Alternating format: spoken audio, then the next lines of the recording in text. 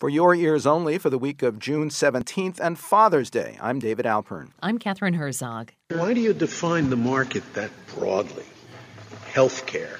It may well be that everybody needs healthcare sooner or later, but not everybody needs a heart transplant. Not everybody needs a liver transplant. Why? That's correct, Scalia, but you never know whether you're going to Could be you that define person. the market? Everybody has to buy food sooner or later, so you define the market as food. Therefore, everybody's in the market.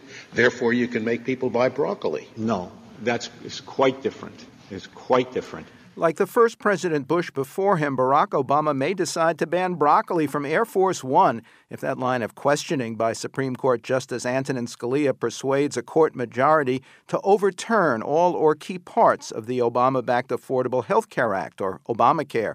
But as a high court decision draws ever closer, there are reports that many aspects of the current health care reform may continue in any event, along with others driven less by ideology than by the financial interests of care providers, insurers, and employers. On the political level, some say Democrats could win by losing in the Supreme Court.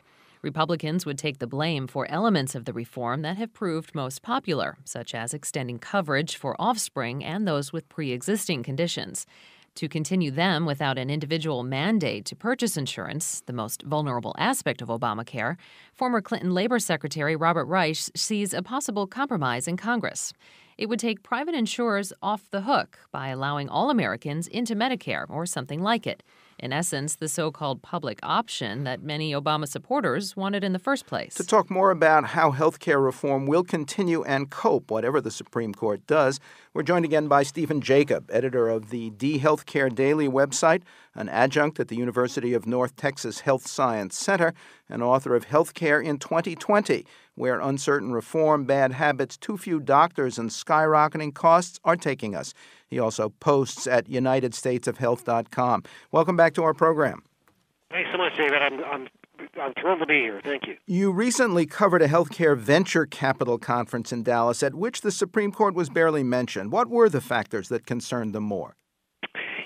I think there's a realization within the healthcare industry, and, I think it's sort of symptomatic of how they're approaching this, is they know that healthcare needs to change, regardless of what happens with what health reform looks like after the Supreme Court gets done with it, or maybe even a Republican Congress. These delivery reforms are going to go forward, and the people who are investing in it are really looking down the road, understanding that, number one, there will be less and less government reimbursement, regardless of really who's in power or what happens with the Supreme Court. And then secondly, patient safety needs to be dealt with, because right now healthcare kind of does a poor job with that. So, frankly, they know what direction this is going in, regardless of who's going to be in office. And, better quality for, less cost is truly a nonpartisan or bipartisan issue. So they frankly are less concerned about what the politics are on the edges. Well, some big insurers made news last week by saying they would continue some of the extended coverage of Obamacare, whatever the court decides. Why? Mm-hmm. Well, I think some of the less expensive things, I think what they were talking about was continuing to insure children or young adults up to age 26. I think they figured out that doesn't really add that much more to the costs. And the other aspect of it was what they call first-hour coverage of prevention, meaning that when you go for your physical or preventive services, that's totally paid for. You don't have to pay out of your pocket for that. So both of those things don't cost insurance companies very much. And there are some very good things to this. I think particularly preventive care ultimately lowers their costs because you take care of your health more, and really it's in their best interest. What do you think of Robert Reich's notion that Congress might compromise on some sort of public option rather than anger constituents by letting popular parts of Obamacare die without that personal mandate? I don't think that's going to happen. I think the public option was brought up and defeated soundly during the health reform, defeated in the political arena. I think if you allow that back into the debate and as part of it, I can't imagine, number one, Republicans would never go for that. And, Democrats are for it, But I think what you end up with is kind of a slippery slope in that you've already put the private insurers under the gun by, knocking down the individual mandate, and then you would get squeezed. They would be squeezed further by a public option because, frankly, that would probably be a cheaper option. So I just don't see that being politically palatable enough. Well, what about the political analysis that says Republicans may pay a price if the Supreme Court decision threatens elements of Obamacare that have been well accepted? Well, if you've listened to Mitt Romney the last couple of weeks on the campaign trail, he's already sort of gotten ahead of that. He's basically said, regardless of what happens with the Supreme Court and if he's elected president, he wants to keep, number one, the insurance for the young adults up to 26 on their parents' policy. He also says he wants to keep the pre-existing condition piece of health reform because he says that's obviously the most popular piece of health reform, and I think he wants to make sure that he doesn't get blamed for that. So if they keep those two things, that will help them quite a bit, I think.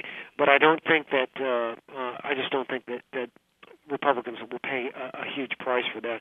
Right now, they feel like there's a real wind at their back. Talk about some of the cost-cutting techniques and systems that private enterprise is generating with greater stress, as you say, on preventive care than expensive treatment after a health problem develops. Where that's happening is right now we have what's called a fee-for-service environment where you get stuff, when you go to the doctor and the doctor does various procedures for everything that he or she does, they get reimbursed for each and every one of those things. So really what you're seeing more and more is the healthcare system going to what they call a global system of payment. So that, for example, if I get a heart attack, insurance companies want to be able to pay either a doctor or a healthcare system one fee to treat me.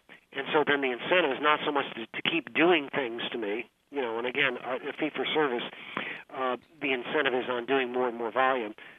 So it flips it on its ear so that they are more incentivized to do it in a more cost-effective manner. So it would cut out a lot of unnecessary tests, a lot of unnecessary medications. And you see giant hospitals playing an ever smaller role.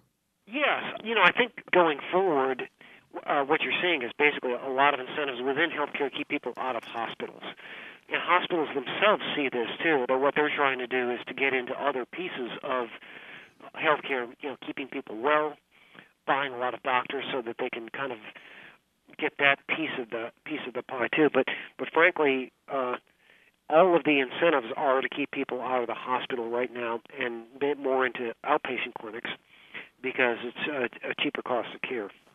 Stephen Jacob is editor of the D Healthcare Daily website, an adjunct at the University of North Texas Health Science Center, and author of Healthcare in 2020, where uncertain reform, bad habits, too few doctors, and skyrocketing costs are taking us. He also posts at UnitedStatesOfHealth.com. Quote from the news, today we have tears of joy. That was Lorella Praeli of the United We Dream Network after President Obama's decision to suspend deportation and grant temporary work permits to 800,000 young men and women brought to the country illegally as children if they avoid criminal records, finish school, or serve in the military. Critics called it a blatant appeal for Latino votes that may exceed executive authority. Next, the terror war, leak war, for your ears only.